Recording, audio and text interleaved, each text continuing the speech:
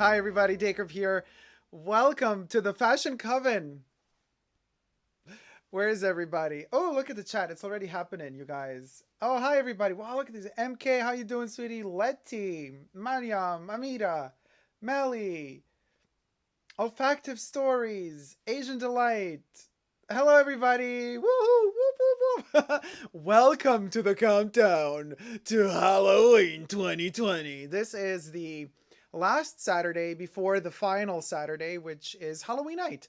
Next Saturday, in fact, will be Halloween night. So I do invite you already now for next Saturday because it's the last Saturday, and then Halloween will be over, and we're all gonna cry. Ooh, tears of sadness and joy, I guess, for some, because some just can't wait for Halloween to be over. For me, Halloween lasts a whole year. Um, so tune in next Saturday.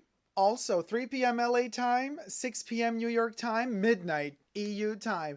And for all our friends in the UK, it's 11 p.m.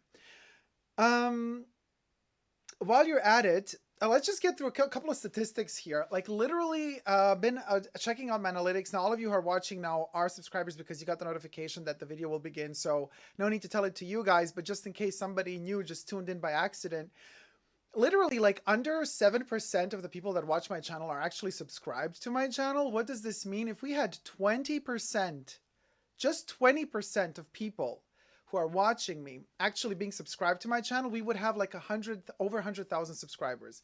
So I'm saying, usually I make the mistake to say at the end of my videos, hey, if you like this, if you like my channel, if you like my videos, subscribe to my channel. I say it at the end of the video where most people already tune out towards the end of the video.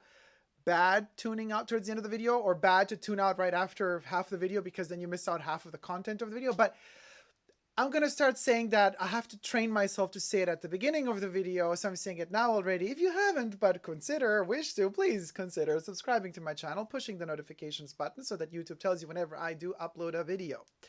Because at the end of the day, when we have more subscribers, more views, the budget grows. If the budget grows, the content gets better. And then hopefully, this is what I'm hoping for, is if the channel gets big enough, I can actually finance kind of really cool giveaways. Nothing crappy, but good stuff. Like the real good stuff. But yeah, so this is wishful thinking. We're working towards it. Hopefully you're all going to be supportive and we're going to get there. Sooner or later, but you know what I mean.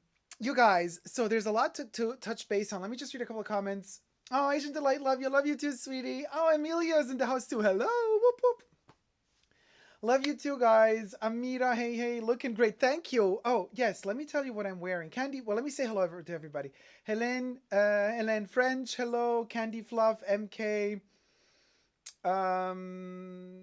Okay, some stuff is being retracted. I can't read too fast. Okay, it's going really fast, you guys. Well, I love you all. I'm gonna look from time to time into the chats because like they keep there's a lot happening. One thing that's important to note before we head on to it, if you haven't yet, remember the merch, you guys. There's just a short amount of time left for Dacob the Extract, the merch. It will disappear and it will not be available anymore. It's gone for good at the end of the 31st of October. So our next Saturday's 31st of October live stream will be the last live stream where you can actually get the merch if you want the merch, the hoodies, the crew necks, the t-shirts, the mugs, the stickers. It's all there. The link is all, of course, under every video that I post. It's in the comments. It's on my Instagram, on my Twitter, superdacob all spelled together. Newly more active on Snapchat as well. Superdacob all spelled together. Follow me there as well. And this lipstick, I'm hoping it's not going to end on my teeth. I can't really see myself, but fingers crossed. Fingers crossed it won't. If it does, oh well, we'll notice it. And then I'm going to reapply it. I'm wearing The Witch's Delight, Chanel's Hysteria, 157. It's like 10 years old, you guys. I'm wearing 10 years old lipstick. Who cares? For those of you who follow me on Instagram, might have seen that I posted this really nostalgic video clip of Hercule Poirot telling one, I'm not going to spoil the movie for who wants to watch, The Hollows, or The Hollow, The Hollow, The Hollow, The Hollow or The Hollows? I think The Hollow. Anyway, he says, goodbye to this lady at the end, and she's like, well, what happens to me now? He's like, your place is with the living, so you go with the living, and I'm gonna stay here with the dead. That's Dacob to a T. Once Halloween is over, you best believe I'm still gonna be with my ghoulish spiritual friends. Halloween, I never let go of Halloween. Halloween never lets go of me. Let me go through what I'm wearing quickly so you guys know. So Dacob the merch, crew neck in purple with the regular pumpkin, not the psychedelic pumpkin, and the zombie hand, Dacob's zombie hand holding the perfume bottle. Then I am wearing a Vivian Westwood mountain hat in orange. I have added the eyes because now it's kind of like a pumpkin Halloween hat, but it is a buffalo hat renamed mountain hat. First released in 1982 fall winter, designed mostly by Malcolm McLaren together with Vivian Westwood. It is now a Vivian Westwood Worlds End piece. They make them in different colors every season with different inside. This is a part of the hat. It is actually a bandana that is sewn into the hat. You can flip it outwards or inwards, so you can play, because the hat is quite big and this bandana is needed to hold the hat firmly to your head. Then I am wearing these amazing gold plated Goussons for Chanel scarab earrings from the Métier d'Art collection 2019. So this is Karl Lagerfeld's Swan Song collection. For those of you who follow me know the stories behind these guys. They're very esoteric and also very spiritualistic. And then we have from last Halloween, recycled, because I never throw anything away. For my clown look, I have the little, I added the cockroaches, by the way, and they're still there. They don't leave me.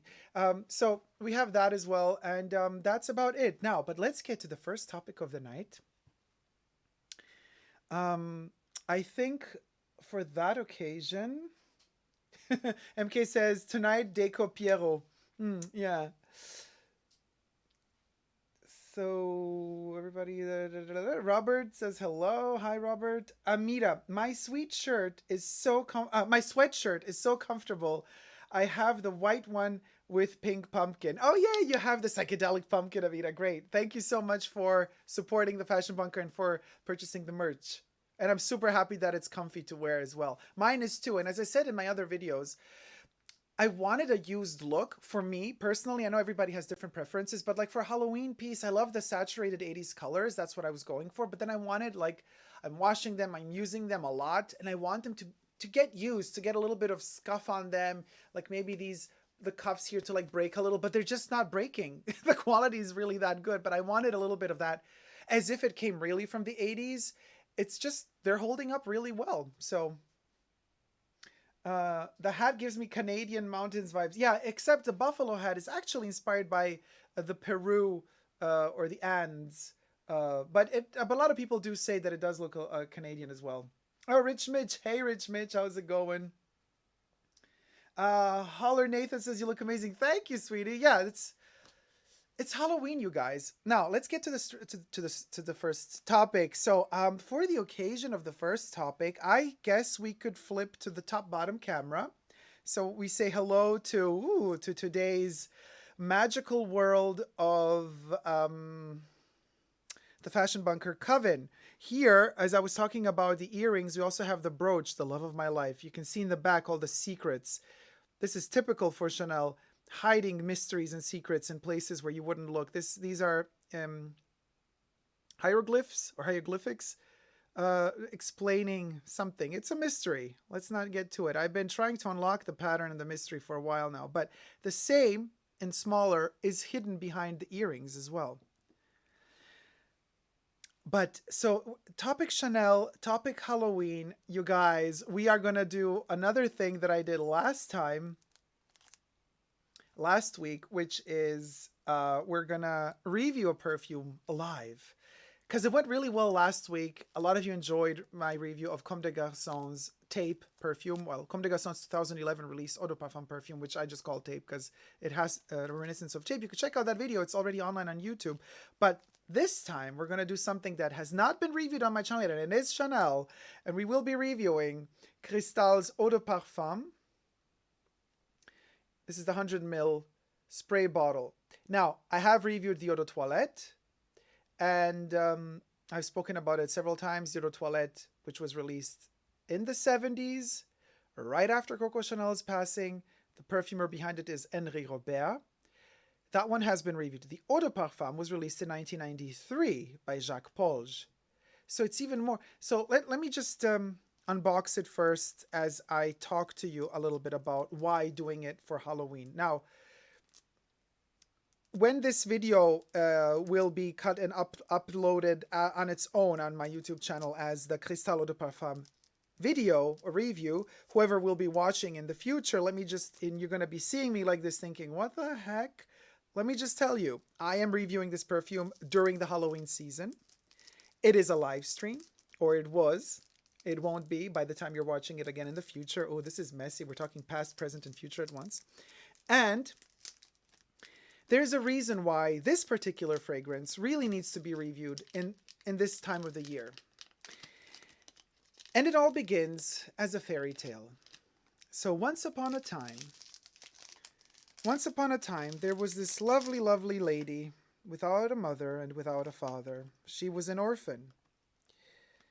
She was raised in an orphanage far away from civilization. Never really believed in herself, but was always a hard worker. Started making hats, then clothes, and perfumes. Built an empire. A fashion empire. Her name was Coco Chanel.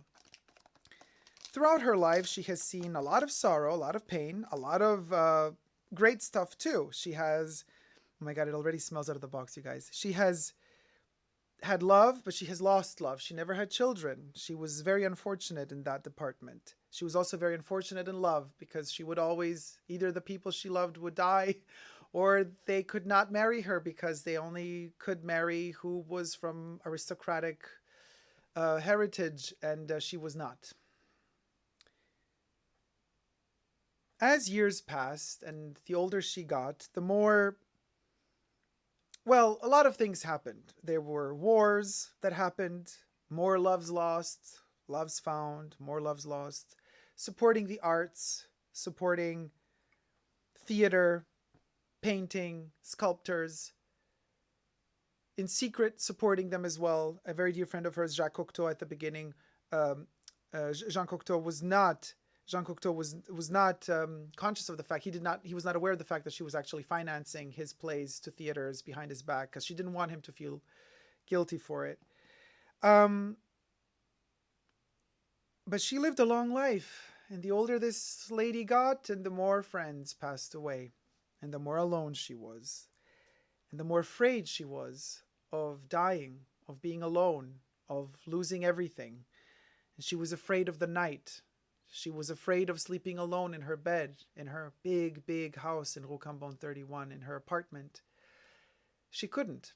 So she went to the Ritz, the closest she could get to her home, but being surrounded by other people, by other souls, being surrounded by sounds of life all the time around her, day and night. Mostly at night because she would work all day. And then at night she would go back to her little room, the top of the Ritz, and could only fall asleep by taking medication or by being so exhausted from work that she couldn't handle it anymore. But hearing the noises of all the people around her made her feel a little bit more comfortable. It eased and soothed her fear. She did say to close friends that she does try to sleep in 31 Rue Cambon. This is all after the Second World War, but she could not. The spirits and the ghosts would haunt her of solitude, isolation, and death. The medications she took became stronger and stronger. What very few people know, she also could not go to the premiere of the musical with Katharine Hepburn, who would act as her. She couldn't go last minute because she broke a leg, well, it said a rib or a hip, but she fell out of bed at night. She would be sleepwalking. She would sleepwalk through the hallways of the Ritz like a ghost, never finding peace. The medication she took did make her become quite moody towards the last period of her life. Some would say bitter. We can jump to the front camera for a second here. You know, the that solitude is often not mentioned when people talk about this lady from this fairy tale. That loneliness, that wandering the hallways of a full hotel and feeling so alone, even though you're surrounded by so much life, it turns you bitter in many ways. One of the closest people to her in the last decade of her life was Henri Robert, her perfumer, the man who brought us number 19, Pour Monsieur, my favorite fragrance from Chanel. And right after her passing, shortly after her passing, Cristal, the eau de toilette only. Jacques Polge releases the Eau De Parfum in 1993, trying to change something about the eau de toilette. What?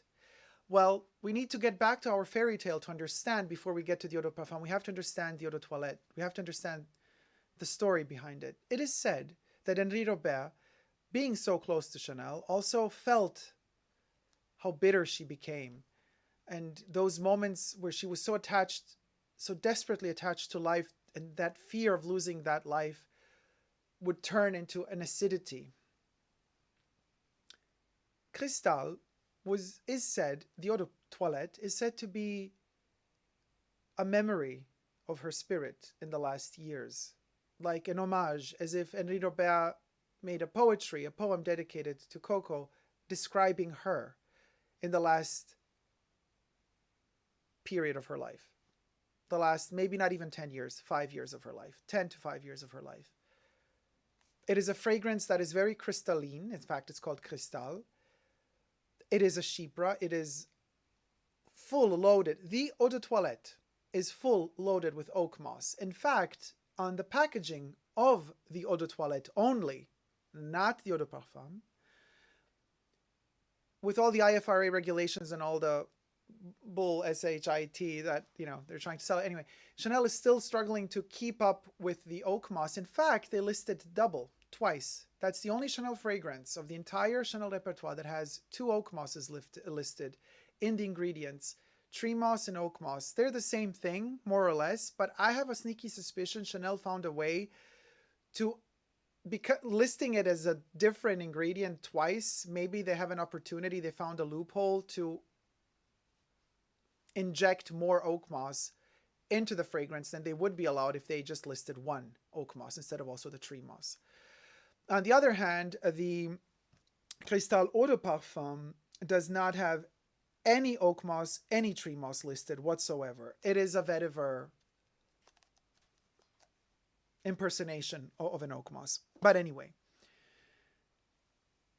now envision the heft of that dryness that an oak moss delivers with the hyacinth, which is predominant flower in Cristal.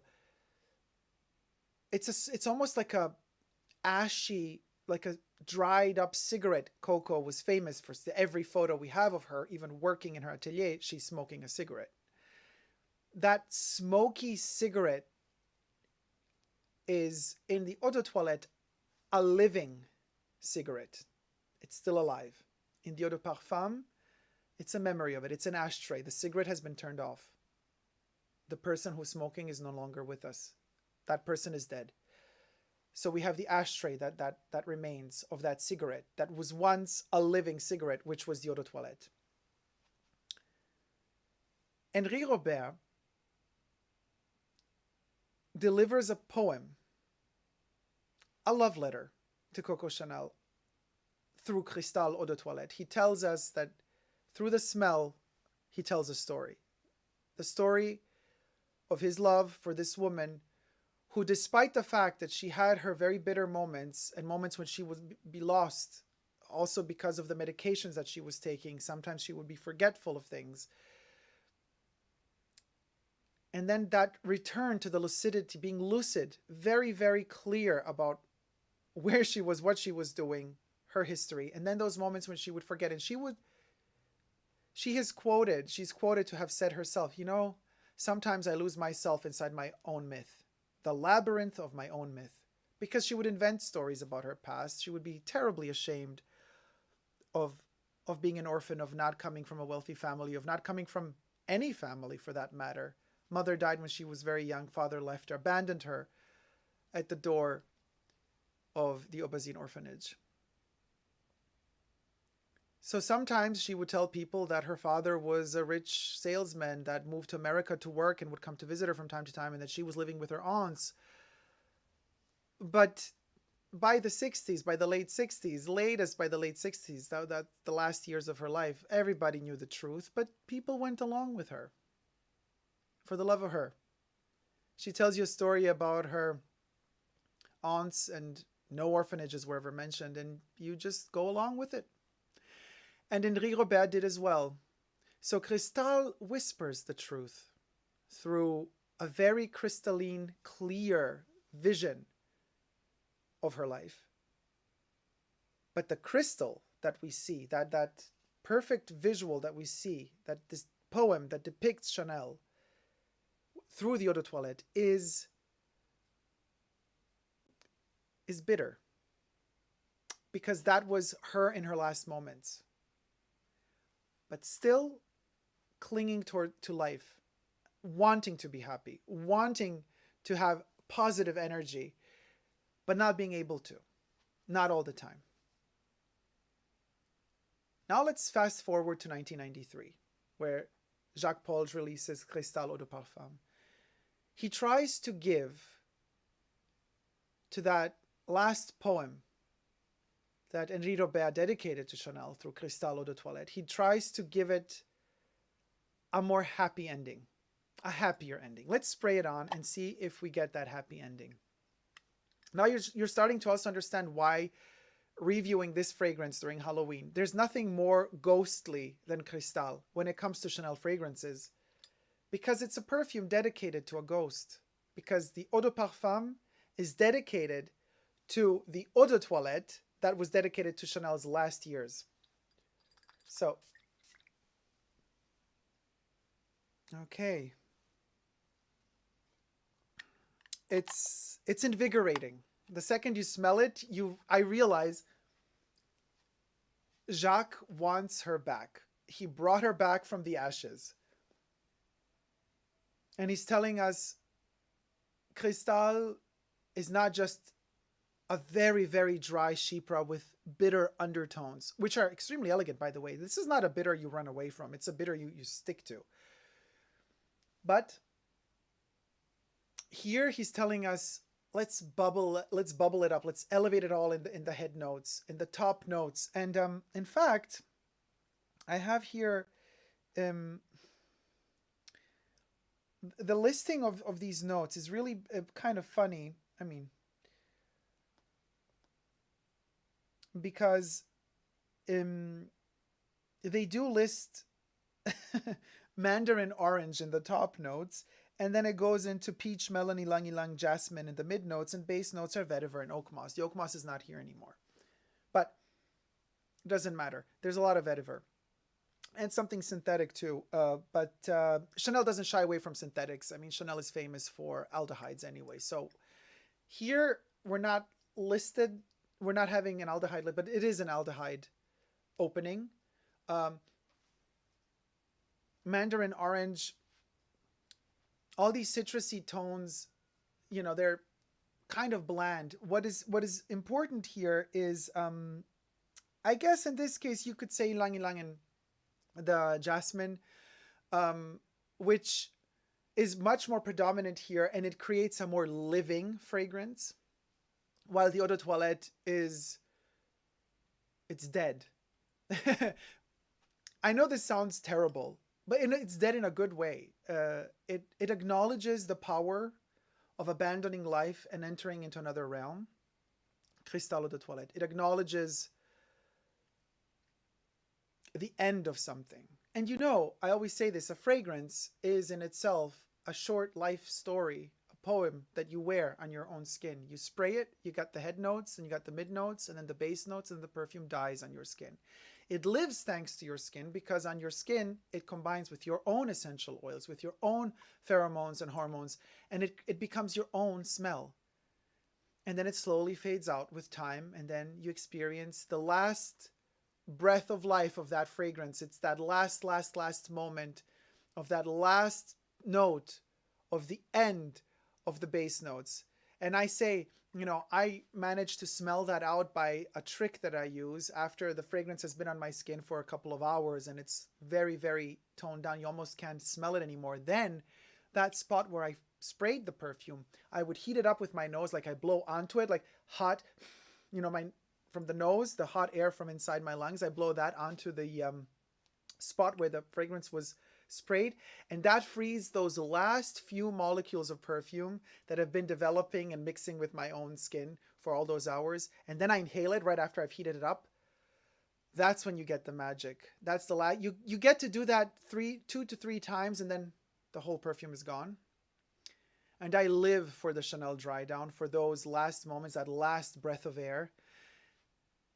And Cristal, the Eau de Toilette, is all about that. It's all about that last breath you take. That's how amazing Cristal Eau de Toilette is. And it breaks my heart to see that it's today's day and age isn't ready for it. In fact, the Eau de Toilette is being discontinued everywhere, except you can only still get the 100 ml spray of the Eau de Toilette directly from Chanel. Nowhere else. The Eau de Parfum, on the other hand, is more readily available because it's a user-friendlier, user-friendly fragrance. It's lighter, it's creamier, it's not as dry, it's more tolerant to others. You know, Coco, at the end of her life, was not very tolerant. She did not have much patience. You say what you gotta say. If she liked you, she had all the patience in the world. But it was a very quick decision. She could sniff out immediately if something was right or wrong with you, and that's that. She made up her mind very quickly. Cristal Eau de Toilette is like that. The Eau de Parfum is not. It's friendlier. It's rounder. You know, it doesn't have those sharp crystalline edges. This one is a 90s want to be revisitation of the 70s Eau de Toilette, making it more user-friendly, updating it to the times of the 90s. We have one of the first ads of the Eau de Parfum. We have Claudia Schiffer with her radiant, youthful, beautiful teint, her face with that slight curl on her, you know, from her head. And she was just glowing, friendly, smiling, approachable, you know. That's what Cristal Eau de Parfum is. It is a very approachable perfume.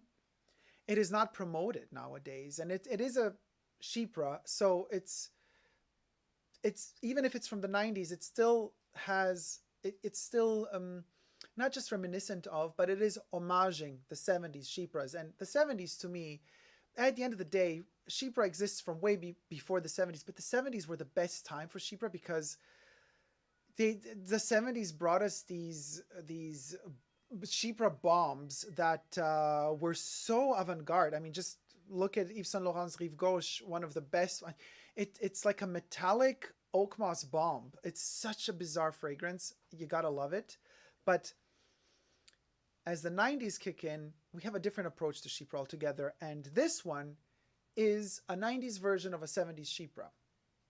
If we just call it for what it is without adding to the equation the fact that it's a Chanel, the fact that we have the whole Coco story connected to Henri Robert, why he made Cristal, how he made it, what's the reasoning, what's the poetry behind it. If we take all that aside, this is a 90s Chypre, and it's one of the best 90s Chypres, really, because it's a classic. It's very elegantly constructed. It is very Jacques Polge. For those of you who don't know very well Chanel fragrances, Jacques Polge made Coco in the 80s. He made the Eau de Parfum of Chanel No. 5. He also is the nose behind Allure. He's the nose behind Coco Mademoiselle.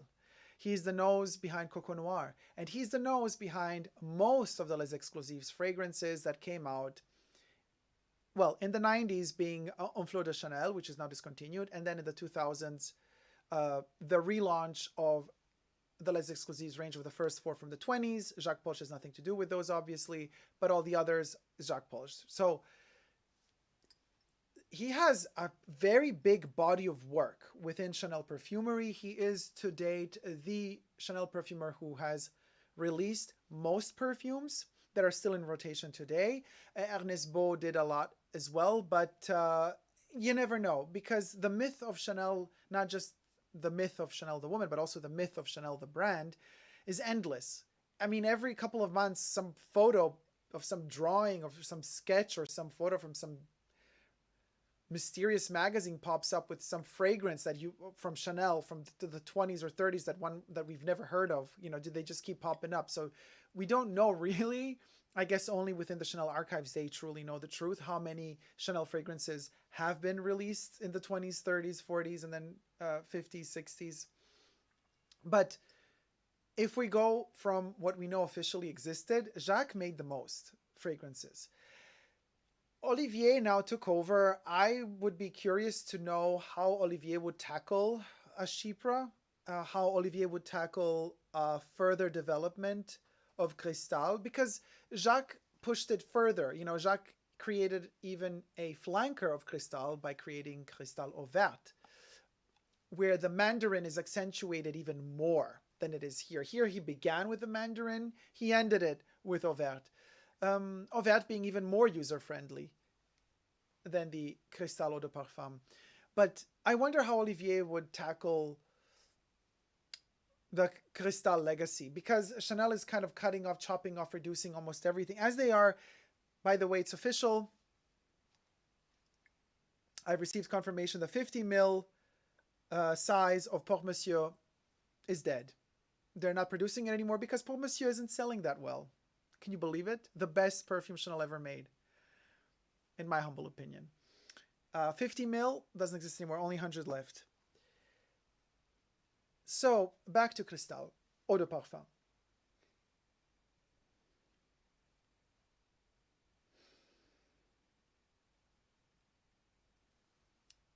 It's a creamy, embalmed version of the Eau de Toilette. Oh, okay, now I'm getting the after smell. Ilang Ilang in this one is ginormous. It's the Ilang Ilang is projecting like a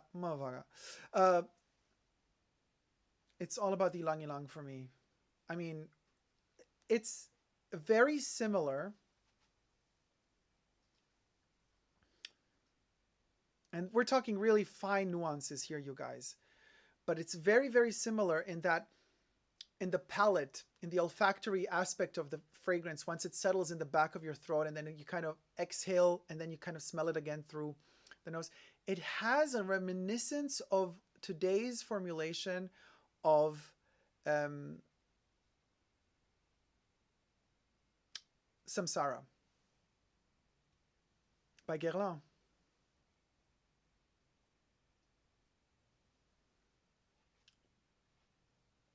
Almost, I know Samsara is more about the sandalwood, but I reviewed it, and Samsara is also extremely ilang ilangi, ilang ilang ish, and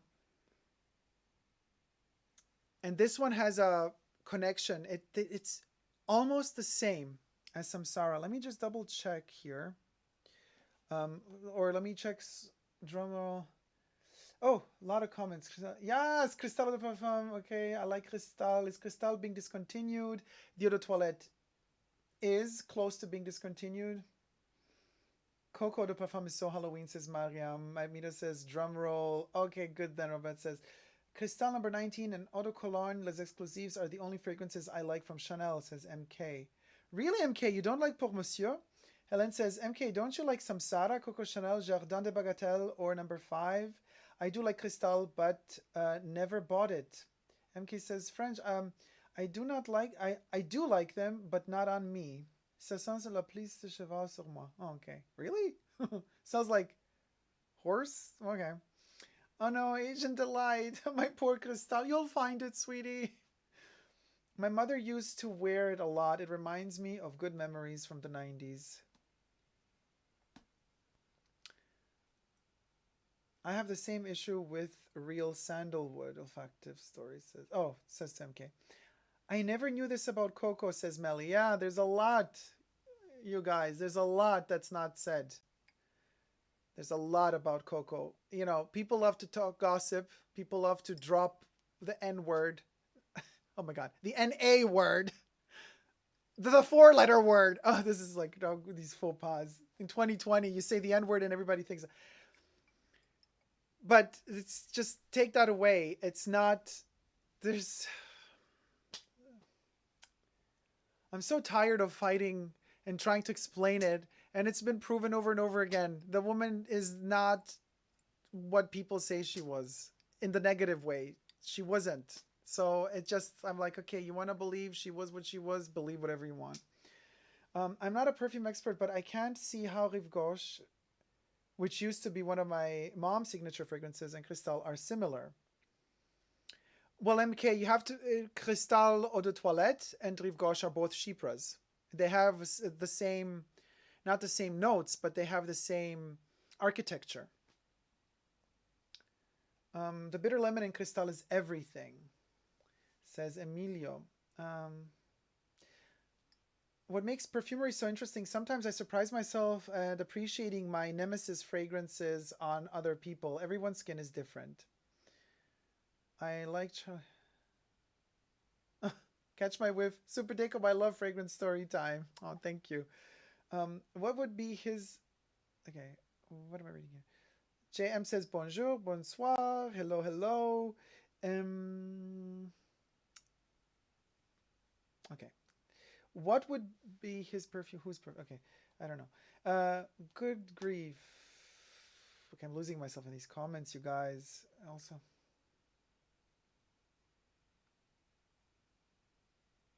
I'm not a perfume expert, but I can't see how... Okay, we read that. Olivier and Virginie... So Olivier Polge and Virginie Via are both working perfectly, doing what Coco would do. Simple perfection. Comment from Pedro. I cannot agree completely, but hey, I'm happy you're happy, because I'm always happy to see somebody's happy with everything Chanel is doing, because I do have my criticisms. MK says, yeah, Pedro, I agree, even though I haven't bought anything from them yet. Hi, Dacob, love the look. Thank you, Brendan. I want to smell Nahima.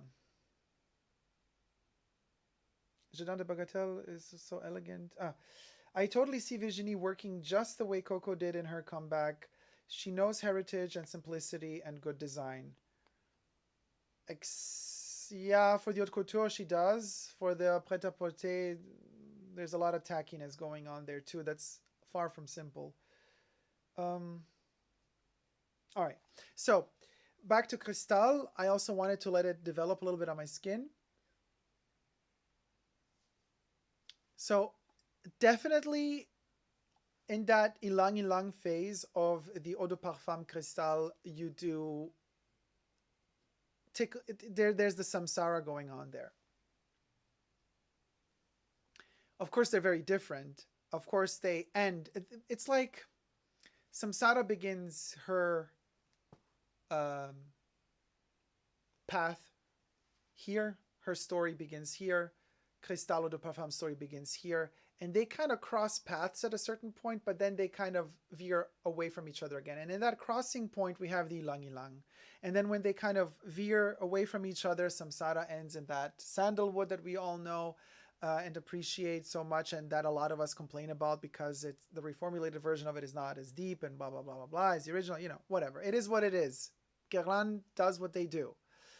Chanel does what it does too. So what are you going to do? But so as Cristal Eau De Parfum veers away from that midsection, it gives me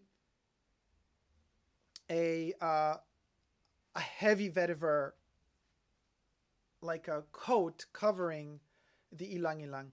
Now the jasmine here is not as powerful as it would be, let's say, in a Coco Chanel Privé, which is all about the sambac jasmine in heavy doses. But here it's subdued, it's more toned down. But I have to say, I also feel like Jacques Polge had a better understanding of jasmine and dealt with it in a better way than Olivier would. It's more classy. The jasmine in Cristal is in the Eau De Parfum is a bit more. It helps the ylang ylang. It's like a supporter of the ylang ylang rather than taking center stage. You know, it doesn't scream in your face because jasmine can very easily scream in your face. Ylang ylang is also a substantial ingredient for a perfume, but it gives it that buttery tone. It can be a dry butter, it can be a moist butter. This is a more dry butter, but ylang ylang has a buttery after smell. I want to say aftertaste, but it's an after smell in the palate, and it's really, really good. And here you have that kind of dance. Now the perfume is starting to dance between ylang ylang and vetiver. And what else do they want to sell us here? The oak moss again. I mean, you know, they talk about peach, melon in the mid notes. Peach is it's interesting. Again, I think, you know, Chanel and Guerlain have a history together. I mean, have a in the past.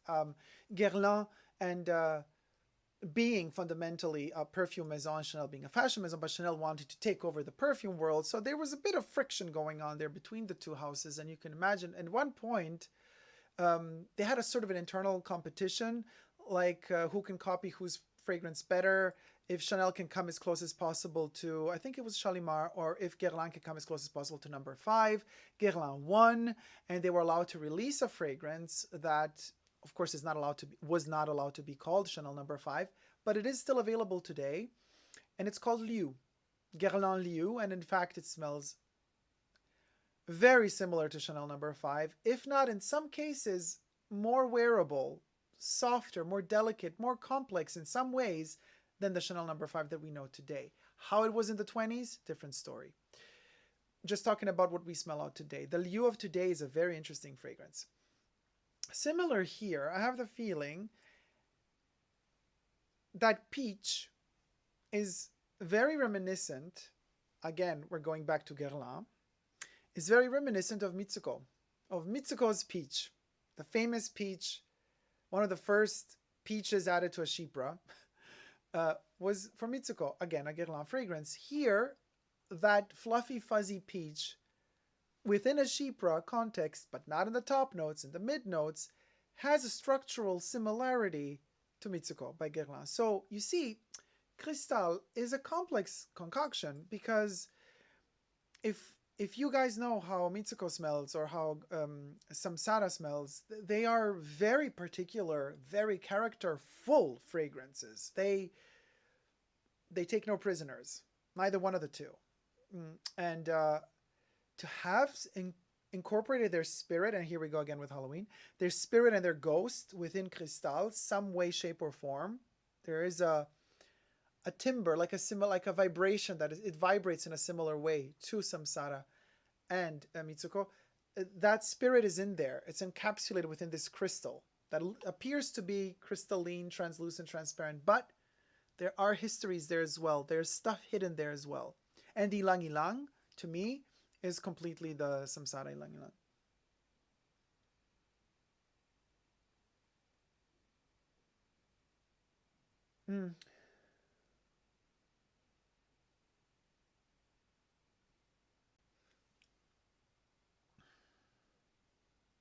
I'm not getting the ashtray right now. Right now, it is more moist, more living.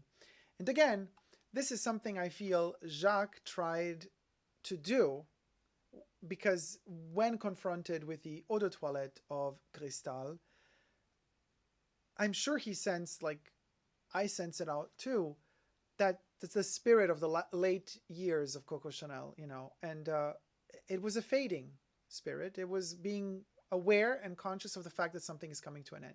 He's trying to reawaken something. It's like a seance. The Cristal Eau de Parfum is like a seance. It's like reuniting, sitting, I don't know, around the Ouija board, and we can go to the top bottom camera now to get back to our Ouija board. So you can see here our little seance table to call the spirits, you know. That's what Cristal is. It is like it's like trying to reawaken, to bring back Coco. It's like injecting life juices and substances into a spirit. That's what Cristal Eau De Parfum is to me. And that's why I think the best time of the year to review it is now, because of all the story behind it, because of the complications that are behind it today, because it's a difficult one to sell. So it's not like it's a bestseller of Chanel perfumes. And also because of the evolution. It took decades for the Eau De Parfum to be formulated and released after the Eau de Toilette was released. So literally 20 years. 20 years have passed since the Eau de Toilette before the Cristal was born or reborn anew. And Cristal also had a whole bath and body range, which now has all been discontinued. We have nothing left. There's only the Eau de Parfum left and the Eau de Toilette. The Eau de Toilette only in 100 ml, only directly from Chanel. I think from the Eau de Parfum, they will also discontinue the 50 ml. I think pretty soon, if not already now, you can only find the 100 ml bottles left. And then there's the Eau Verte. The Eau Verte seems to be the most user-friendly of the Chanel Cristal family, and they still do make it in two sizes. And that would be that. I am going to, as we proceed with this video, I'm going to keep sniffing and smelling the evolution of the perfume. You know, one more note definitely to say here is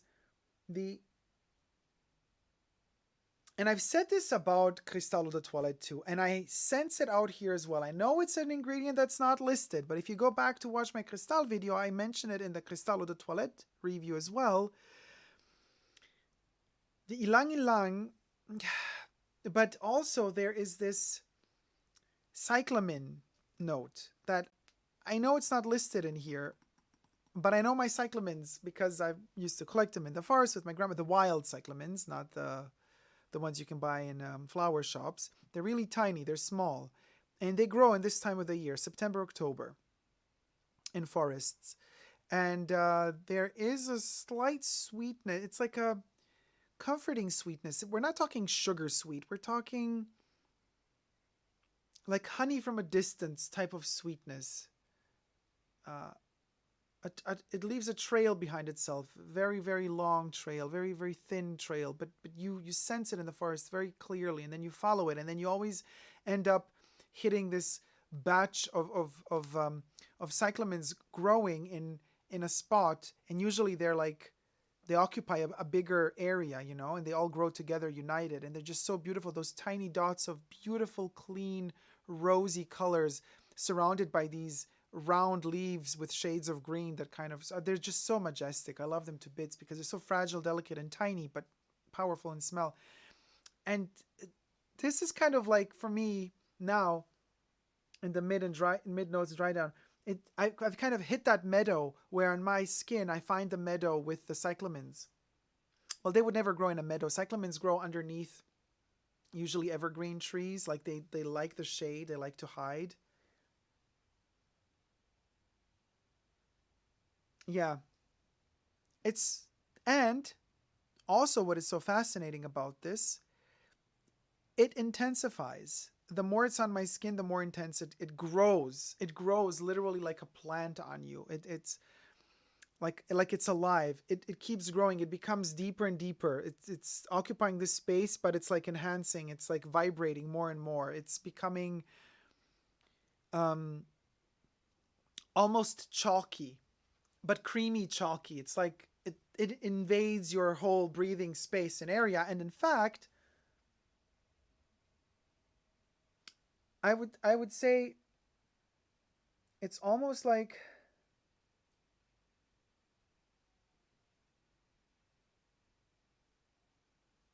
the vetiver. It's so bizarre, you know. Jacques did a masterpiece when he released Les Exclusives Sycomore, the Eau de Toilette. The Eau de Parfum is a no-go for me.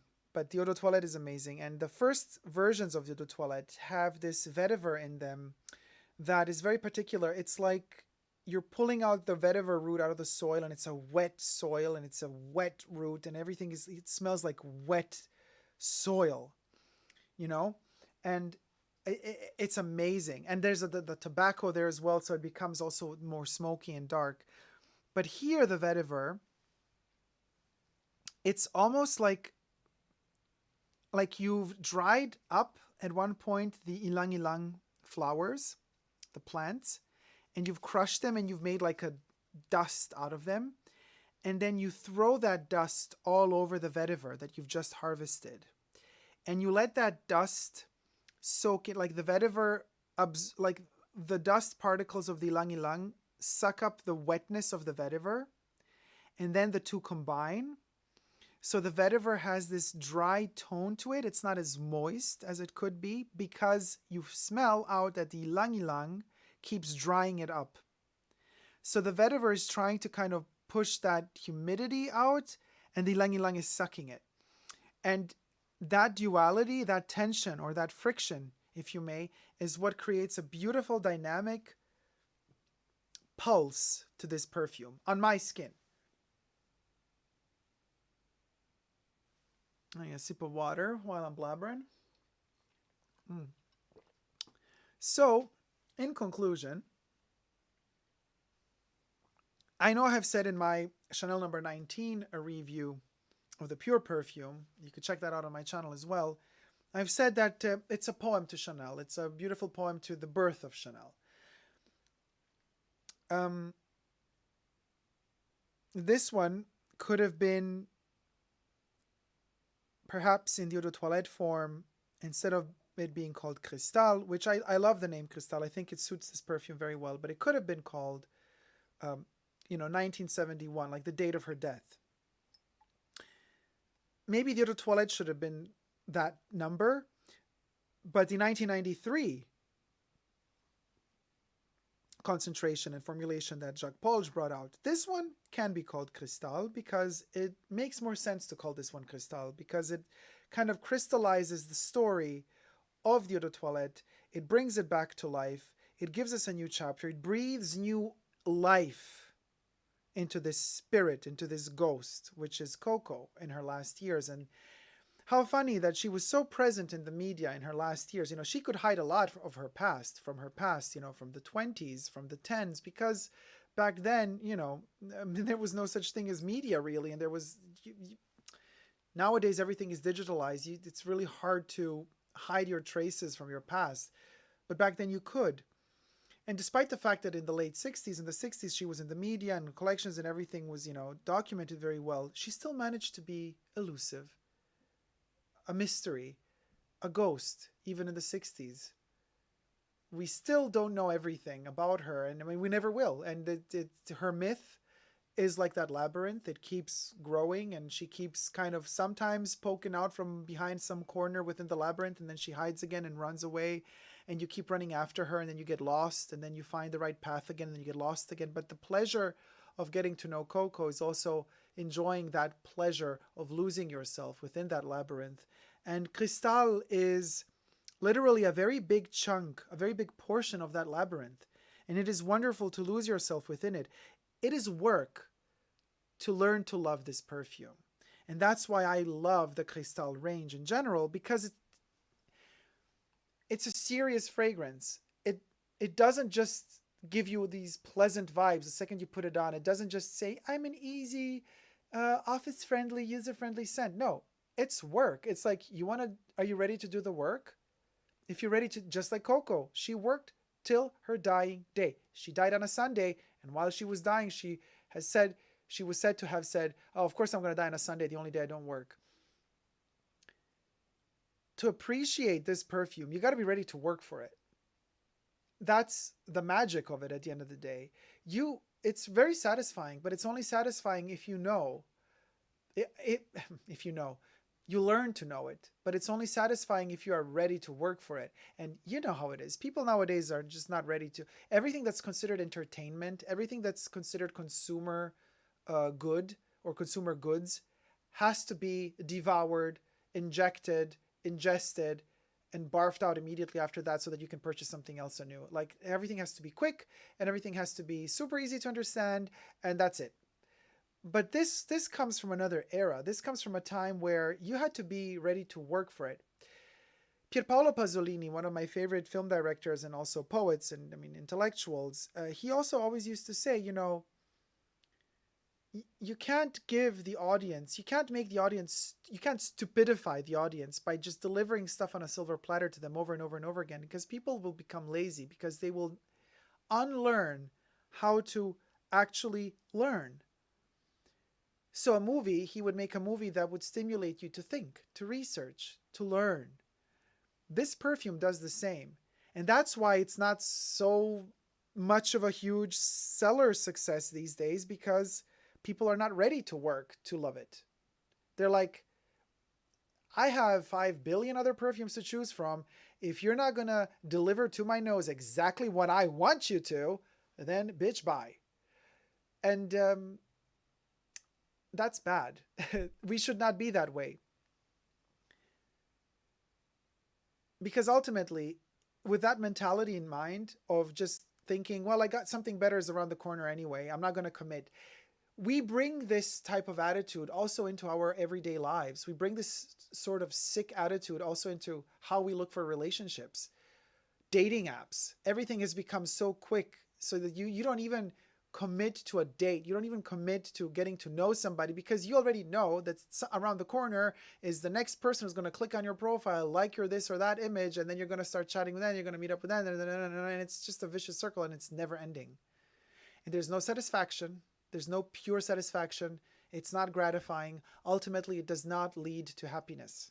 It actually leads to more isolation, more solitude, more hunger, more pain ultimately, more heartbreak. Perfumes are very similar. Perfumes tell the story of our lives, basically. I've said this a million times, and I'll never stress enough to repeat it another million times. They tell the story of our lives. They are poems that sing, because that's why perfume is described in notes. Top notes meant notes, because it sings to you. It's music. And it's a poem that sings the story of your life. And if the story of your life is the type of story where you're literally running every day to meet somebody else because something better is always around the corner, of course your perfume is going to reflect that as well. You're going to end up with something that you never really thought about. You just bought something because it was a quick and easy fix. Cristal, whether it be the Eau de Toilette or the Eau de Parfum, is not a quick and easy fix. It demands your attention. It demands you think about it. It demands your love, commitment to it, because only when you do give it that commitment and that love will it actually open up and give that love back to you. And once you realize and understand how it functions and how it works, then you will fall in love with Cristal. And once you fall in love with Cristal, you'll never fall out of love with it. You'll never unlearn. Just like with riding a bike. Once you've learned to ride a bike, you can't unlearn it. Once you've learned to ride a bike, equals in perfumery, once you've learned how to smell perfumes, you can never unlearn it. And you just go deeper and deeper and deeper, and you smell out more and more nuances and facets of a fragrance. And the poetry then just unveils in front of your very eyes and your senses, your nose, olfactory, everything, your whole human being or spiritual being, if you don't want to talk human, but just your spirituality becomes one, connected with the fragrance. All right, we can do the top camera as I say thank you so much for watching this Cristal Eau de Parfum review. If you did like this video, thumb it up and let me know what you think about it in the comment section down below. And subscribe to my channel if you haven't already. Also, don't forget to subscribe to, or to follow me on Instagram, superdacob all spelled together, as well as my Chanel Instagram profiles. Coco Chanel is in my house, dedicated to Chanel, the brand of yesteryear and today, and Coco Chanel Privé, only dedicated to the life of Chanel. Both of those profiles are available as well. And thank you so much for my patrons for supporting the channel. Thank you. You know who you are. You're watching now, some of you actually. So thank you so much for that. And never forget to never give up on perfumed love. Love you all. See you soon. Take care. Bye. Mwah.